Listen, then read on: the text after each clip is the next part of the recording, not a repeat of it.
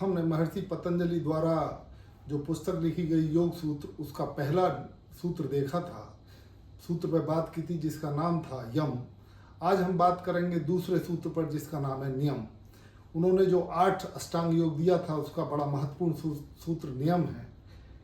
नियम में हम जानते हैं कि कैसे हम अपने व्यक्तिगत जीवन को श्रेष्ठतम बनाएं, और यम में हमने जाना था कि कैसे हम सार्वजनिक जीवन में अपने लिए उपयुक्त बनाएं, सार्वजनिक जीवन के अनुकूल बनाएं हम अपने लिए। तो नियम इस बात की व्याख्या करता है, महर्षि पतंजलि ये बताते हैं कि हम योग के अंतर्गत नियम का अगर अनुपालन करेंगे तो हम व्यक्तिगत जीवन में संयम और आत्मनियंत्रण पैदा करेंगे। आत्मनियंत्रण के माध्यम से हम अपना विकास करेंगे। नियम के अंतर्गत उन्होंने 5 चीज़ें दी। जैसे यम के अंतर्गत 5 चीज़ें दी, ऐसे ही नियम के अंतर्गत भी 5 चीज़ें दी, जिसमें सबसे पहले आती है शुचिता यानी पवित्रता। हम अपने व्यक्तिगत जीवन को केवल बाहर से नहीं, बाहरी नहीं बल्कि अंदर से भी पवित्र बनाएं। जैसे हमारे विचार पवित्र हों, जैसे हमारा व्यवहार पवित्र हो, हम किसी के प्रति ईर्ष्या न रखें, द्वेष न रखें, लोभ न पैदा करें, लालच न पैदा करें। ये हम पवित्रता के अंतर्गत, शुचिता के अंतर्गत देखते हैं।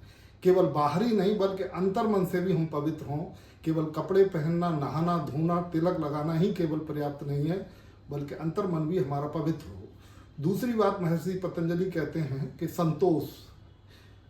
हमें जो भी प्रभु ने दिया है हमें उसमें संतोष रखना चाहिए। हमें हर परिस्थिति में संतोष रखना है, चाहे वो सुख हो या दुख हो, हमें संतोष ही में अपना जीवन व्यतीत करना है। तीसरी बात वो कहते हैं तप। व्यक्ति को अपना दैनिक जीवन, व्यक्ति को अपना व्यवहार जो है वो तप के अनुसार व्यक्त करना चाहिए, तप के अनुसार जीना चाहिए। यानी कठिन परिस्थितियों को आत्मनियंत्रण के माध्यम से साधना चाहिए। इसी तरीके से बात करते हैं जो बहुत महत्वपूर्ण है, यानी ईश्वर प्राणधान। ये शब्द ऐसा है, इसे लगता है कि क्या है, वास्तव में ईश्वर के प्रति समर्पण है। और ये हम मानते हैं इसमें कि हम जो भी ग्रहण करेंगे, जो भी हमें मिल रहा है वो ईश्वर की कृपा से मिल रहा है। हमारा हर चीज़ का इष्ट जो है वो ईश्वर हैं, जो हमें दे रहे हैं, जो हम व्यतीत कर रहे हैं, व्यवहार कर रहे हैं, वो ईश्वर के लिए है। ईश्वर के प्रति समर्पण इसका अर्थ है।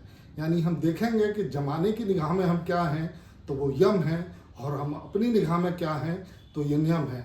महर्षि पतंजलि का ये सूत्र हमें ये बताता है कि हम न केवल जमाने के हिसाब से जिएं, बल्कि व्यक्तिगत रूप से भी हम श्रेष्ठतम जीवन जिएं।